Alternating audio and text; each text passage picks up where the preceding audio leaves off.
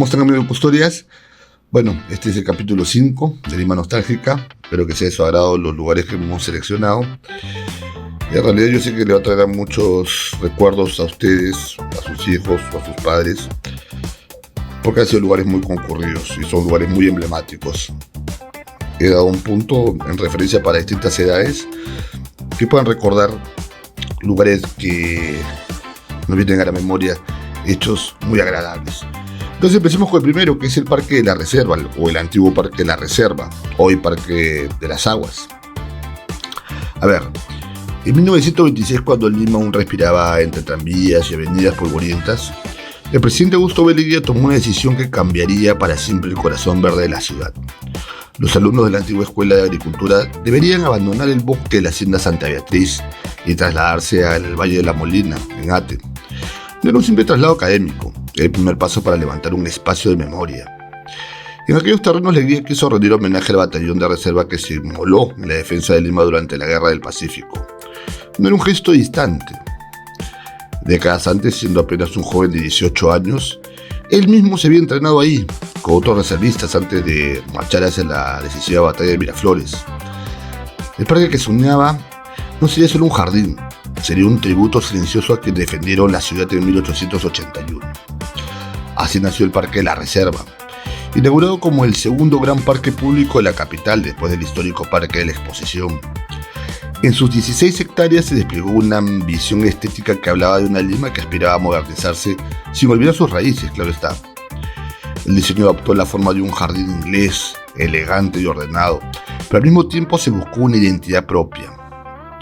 El arquitecto francés Claude Saut aportó el trazo y la visión académica europea. A su lado, artistas peruanos imprimieron alma andina al conjunto. El escultor Daniel Vázquez Paz, con su fuente de inspiración incaica, y el pintor José Sabogal, con su huaca ornamental, integraron el espíritu indigenista a la monumentalidad neoclásica. Era la síntesis de una época, el llamado leguismo. Intentaba proyectar modernidad, progreso y orgullo nacional en un mismo paisaje. El parque no solo embellecía la ciudad, buscaba educar la mirada, elevar el gusto público y ofrecer a Lima espacios que pudieran compararse con los de las grandes capitales del mundo. A un costado de la plaza del monumento dedicado a Antonio José de Sucre, recordaban otras gestas, enlazando las independencias del siglo XIX con la memoria más reciente de la defensa limeña. Caminar por el parque en sus primeros años era recorrer un manifiesto urbano, avenidas simétricas, esculturas sobrias, farolas clásicas, fuentes que murmuraban con discreción. Todo parecía invitar al recogimiento y al respeto. No era un lugar estridente, sino solemne, un espacio donde la belleza acompañaba al recuerdo. Con el paso del tiempo la ciudad cambió, las necesidades, los ritmos y los gustos se transformaron. Una especie de metamorfosis en el tiempo. Una remodelación reciente añadió 13 nuevas fuentes de agua, cada una con diseño propio y luces de colores. Todo cercado por fuera con un muro verde de vegetación y rejas, claro está, dando origen al llamado circuito mágico del agua. El espectáculo de luces y chorros danzantes atrae hoy a miles de visitantes y ha vuelto la vitalidad nocturna al recordado Parque de la Reserva. Sin embargo, bajo el resplandor de los colores y la música, aún late la intención original, la de honrar a quienes defendieron Lima y recordar una etapa en que se pensó la ciudad con ambición artística y sentido cívico. El desafío de nuestro tiempo es no olvidar esa raíz, porque el Parque de la Reserva no nació como espectáculo, sino como memoria y simbología, y una arquitectura acogedora. Y entre sus senderos, más allá del agua que se eleva luminosa hacia el cielo, permanece la historia de una ciudad que quiso agradecer a sus héroes construyendo belleza. Totalmente, legendario Parque de la Reserva. He ido al Parque de las Aguas, pero no sé, el Parque de la Reserva me trae muchos recuerdos cuando iba desde niño con mis padres. Ahora veremos el Puente de los Suspiros, todo, qué clásico. En el corazón bohemio de Barranco, ahí donde la ciudad parece detener el tiempo para escuchar el rumor del mar, se alza un puente de madera que no solo une dos orillas, sino también siglos de memoria, el famoso Puente de los Suspiros. Nació en 1876, cuando el joven distrito apenas empezaba a forjar su identidad. Fue construido para enlazar los extremos de la quebrada que formó la antigua ruta de las aguas que descendían desde la sierra, aquella bajada de los Baños, que durante siglos fue sendero de acequias, de Comuco, de Talama, quizá el mismo río Surco, el camino de pescadores, agricultores y comerciantes humildes. Mucho antes de que el puente existiera, desde el siglo XV, ya se hablaba de esta hendidura natural que conducía al mar, acompañada por otras pendientes como la de las calles Sucre y Abreu. Durante casi 400 años las laderas que rodeaban la bajada estuvieron habitadas por familias trabajadoras que traían frutos de las chacras de Surco para venderlos en la antigua plaza del mercado. La vida ahí era sencilla y dura, marcada por escaleras empinadas, casas que parecían crecer sobre la loma y senderos irregulares que obligaban a subir y bajar como si cada día fuera una pequeña travesía. A fines del siglo XIX, la belleza del paisaje rodeado de vegetación y silencio comenzó a atraer a nuevos vecinos. Se levantaron amplias casonas de un nivel, algunas con espacios en subsuelos que descendían hacia la quebrada. El puente de 44 metros de largo y 8.5 de alto y apenas 3 metros de ancho fue hecho íntegramente con tablones de madera. Desde entonces su silueta sencilla empezó a formar parte del paisaje emocional de Barranco. Pero la historia también dejó cicatrices. En enero de 1881, en medio de los acontecimientos de la Guerra del Pacífico, un incendio consumió la capilla de la ermita y el propio puente. La cercana mansión renacentista, ocupada entonces por el alto mando chileno, fue testigo silencioso de aquella tragedia. Con el tiempo, el padre Gaspar Abreu impulsó la reconstrucción, apoyado por colectas y aportes que llegaron incluso desde Santiago. Así, entre cenizas y tensiones, el puente volvió a atenderse sobre la quebrada, como si se negara a desaparecer. A inicio del siglo XX se inauguró una nueva capilla, modificando su acceso y consolidando la imagen que hoy conocemos, aquella que incluso quedó plasmada en el escudo del distrito. La ermita a un lado, la calle Sucre al otro, y al centro el puente como eje y símbolo. En la década de 1930 surgieron residencias de 2 niveles en las calles cercanas, distintas a las antiguas casonas decimonónicas. Sin embargo, el terremoto de 1940 volvió a sacudir no solo la tierra, sino también la memoria del lugar. Con una magnitud devastadora, obviamente con muchos daños en torno a la ciudad, justamente dañó los cimientos del puente y obligó a reducir la longitud a 31 metros.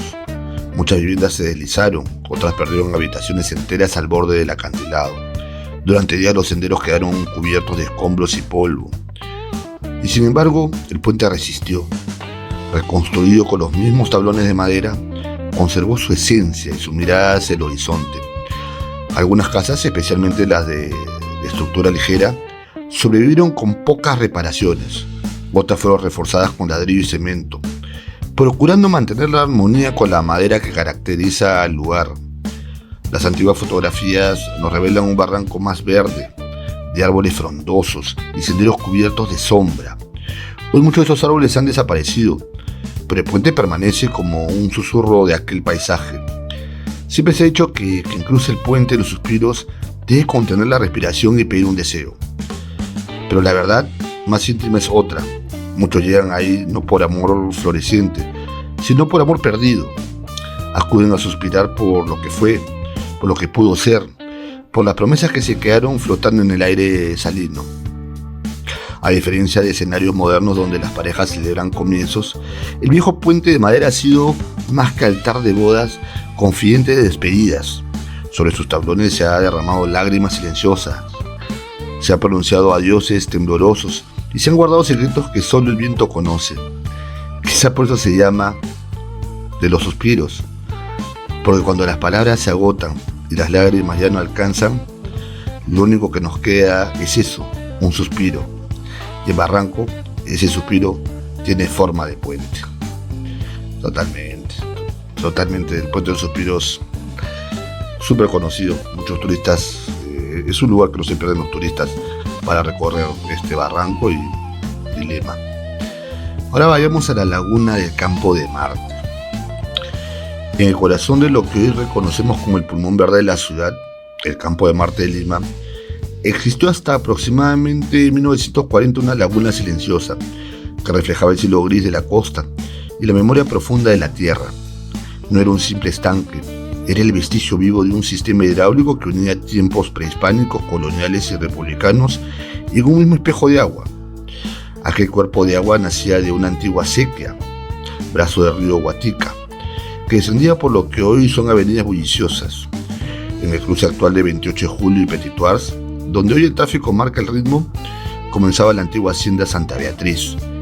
Entonces no había asfalto ni edificios, había cañaverales, tapias de adobe, mulas cargadas y el murmullo constante del agua. El fundo fue creado por familiares de Nicolás de Rivera y su nombre, según la tradición, fue elegido en honor a Santa Beatriz, conforme el santoral del día de su fundación. Las tierras no eran fértiles en un inicio y por ello pasaron pronto a manos de la Compañía de Jesús bajo los jesuitas. La hacienda prosperó con disciplina agrícola y visión comercial. Ya en el siglo XVII, la Lima agrícola producía la mitad de la miel de caña consumida en la ciudad de los Reyes y una gran parte significativa provenía de Santa Beatriz. Desde aquí salían mulas con cajones de dulce rumbo a las pulperías limeñas y también partidas hacia Chile. La hacienda no era solo un campo de cultivo, era una pequeña industria colonial organizada y productiva. Cuando en 1767 el virrey Manuel de Amat y Junet ejecutó la expulsión de los jesuitas por orden de la corona, se levantaron inventarios minuciosos de sus propiedades. El 16 de noviembre de ese año, los interventores describieron un estanque grande, con un pedazo de tajamar de cal y ladrillo y una sequía del mismo que viene de la entrada de agua, hasta entrar en dicho estanque que tiene 2 bocas de cal y ladrillo. No era una laguna improvisada, era una obra de ingeniería heredera de los saberes antiguos y perfeccionada en la colonia. Antes de la urbanización, la zona estuvo sembrada de huacas, una de ellas conocida como la Huaca Grande. Figuraba en documentos jesuitas y se ubicaba donde hoy se levanta el Hospital Nacional Edgardo Rebagliati Martins. Aquellas estructuras prehispánicas fueron demolidas hacia 1924 para dar paso a la urbanización Santa Beatriz y a la ampliación del hipódromo. Bajo los cimientos modernos quedaron enterradas capas enteras de historia. La sequía de Guatica cruzaba lo que hoy es la avenida 28 de Julio por una alcantarilla transitable y continuaba hasta desembocar en el estanque central. Durante el siglo regó chacras. En el siglo XX, sin embargo, se transformó en el escenario lúdico. El embajador Luis Lasarte Ferreros evocaba las carreras de barquitos de papel que los niños organizaban en su corriente rápida y mansa. Sobre la laguna, ya convertida en un espacio recreativo, se realizaban paseos en bote. El agua había dejado de ser exclusivamente productiva para convertirse en paisaje y memoria compartida. Tras la expulsión jesuita, Santa Beatriz cambió varias veces de dueño. Para mediados del siglo XIX ya no era la próspera plantación de antaño. En 1872 parte de sus terrenos fue expropiado para la gran exposición nacional. Poco después, en mayo de 1874, se instaló ahí una escuela de agricultura con chacras modelo, antecedente de la actual Universidad Nacional Agraria de La Molina. La Guerra del Pacífico truncó ese impulso. Las tropas invasoras arrasaron con instalaciones y cultivos de los campos de Santa Beatriz, como las pampas de Amancaes, sirvieron para el entrenamiento de la reserva. La tierra volvió a ser escenario de transición y conflicto. Ya en la década de 1920, con la apertura de la urbanización Santa Beatriz, llegaron las casas elegantes, las avenidas trazadas con ambición republicana y una nueva identidad urbana. Poco a poco la sequía fue entubada o cegada, la laguna reducida y finalmente desaparecida hacia 1940. El agua dejó de verse, pero no dejó de existir en la memoria del suelo. La historia de la laguna del Campo de Marte no es solo una anécdota urbana, es la metáfora de una ciudad que al crecer cubre sus raíces sin extinguirlas del todo. Bajo el césped ordenado y las avenidas arboladas, late la huella de una sequía prehispánica y un estanque colonial de cañaverales jesuitas y de juegos infantiles. Recordar aquella laguna es recuperar la conciencia de que Lima no nació de golpe como metrópolis. Fue primero valle irrigado, luego hacienda productiva, más tarde campo de entrenamiento y finalmente un barrio residencial. El agua que corría desde la Guatica hasta el estanque central fue el hilo conductor de sus ciclos. Hoy, cuando el Campo de Marte acoge desfiles, ferias y caminantes, pocos imaginan que bajo sus pasos hubo una vez un espejo de agua donde el cielo limeño se reflejaba entero. Tal vez esa sea la lección más valiosa. Las ciudades no solo se construyen hacia arriba, también se sedimentan hacia abajo, capa sobre capa, memoria sobre memoria. Totalmente. Apostaría que nadie sabía que había una laguna y una sequía ahí, ¿no? Bueno, ¿cómo se llama? Ahora vamos a hablar de un lugar que tuvo un breve paso. Fue un lugar de diversión. Recuerdo que estaba un muchacho cuando fui y nos trae todos muchos recuerdos, que es el Laytona Park. A ver, hubo un tiempo que no fue tan lejano y sin embargo irrecuperable, en que los fines de semana tenían dirección fija, el Laytona Park. Desde su inauguración en 1998, aquel parque de diversiones levantado junto al Jockey Club del Perú, justamente cerca del hipódromo, se convirtió en una pequeña república juvenil donde la infancia limeña aprendió a medir el tiempo en fichas, vueltas y disparos láser. No era solo un parque, era el ritual de crecer. El sonido de los karts arrancando en el circuito era una declaración de independencia.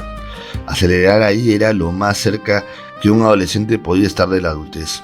Los botes chocones, el skate park, las máquinas de arcade con luces intermitentes, el patio de las comidas con gaseosas compartidas entre 5 y por supuesto el inolvidable Laserquest, con su escenografía futurista y chalecos luminosos donde uno podía ser héroe galáctico por 10 minutos. El amarillo y azul del parque era más que colores corporativos, era el uniforme emocional de una generación joven. Ahí se celebraban cumpleaños, primeras salidas sin padres, primeras miradas largas que duraban más que una partida. El Laytona era el territorio neutral entre colegios, distritos y diferencias. En una ciudad fragmentada, ofrecía un punto de encuentro para todos los jóvenes. Pero los parques, como las personas, necesitan cuidado. A mediados de los 2000 empezó el declive. No hubo una gran explosión ni un anuncio dramático. Fue más bien un desgaste silencioso. El cambio de propietarios marcó una etapa distinta. La falta de mantenimiento, la ausencia de repuestos originales, la práctica de desarmar unas atracciones para mantener otras funcionando. Pequeñas decisiones que acumuladas erosionaron la experiencia. El Laserquest, aquel templo futurista, empezó a tener resultados dudosos. Los IndyCars fallaban. Algunas máquinas simplemente dejaban de encender. Y en una ciudad que ya ofrecía centros comerciales modernos y nuevas formas de entretenimiento, el parque quedó detenido en el tiempo. No renovar fue, en el fondo, no entender que la nostalgia no se construye sola, se cultiva. Hoy, el terreno recuperado por el Jockey Club de Perú permanece como un paisaje detenido. Juegos oxidados, karts descuidados, estructuras que el viento atraviesa, colores deslavados que todavía resisten como si no aceptaran la despedida. Es más, creadores de contenido se han colado entre las rejas para mostrar lo que queda.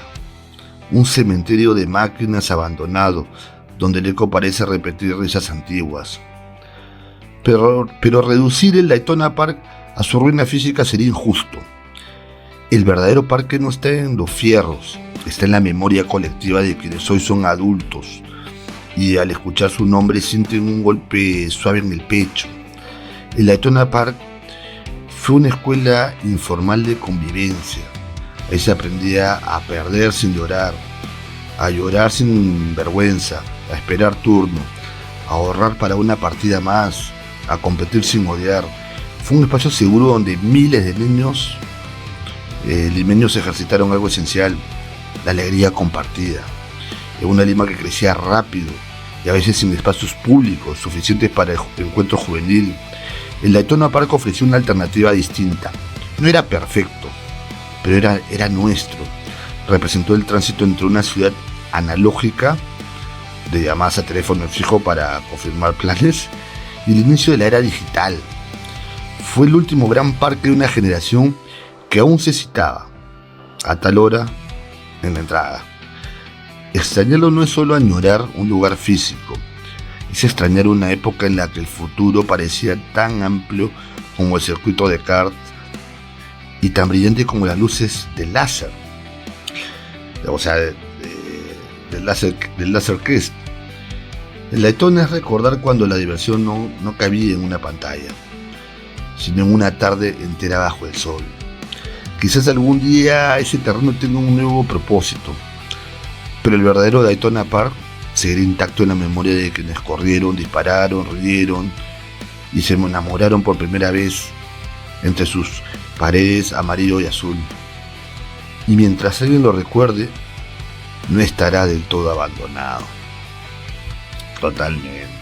Y ahora que estamos en espacios recreativos, iremos a este lugar también muy concurrido, ¿no? Y de gente un poquito más adolescente o un poquito más grande, que es Marina Park.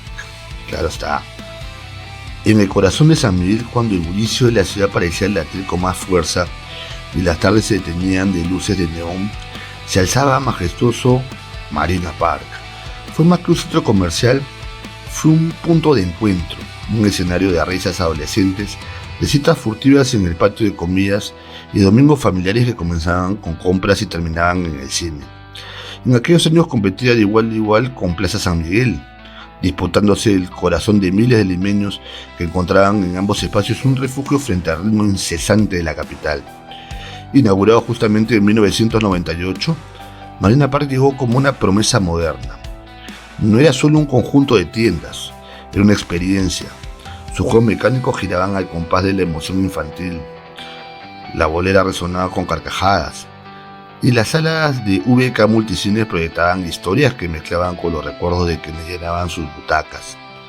La cercanía con el supermercado Metro y su conexión con una tienda por departamento convertían cada visita en un ritual completo casi inevitable.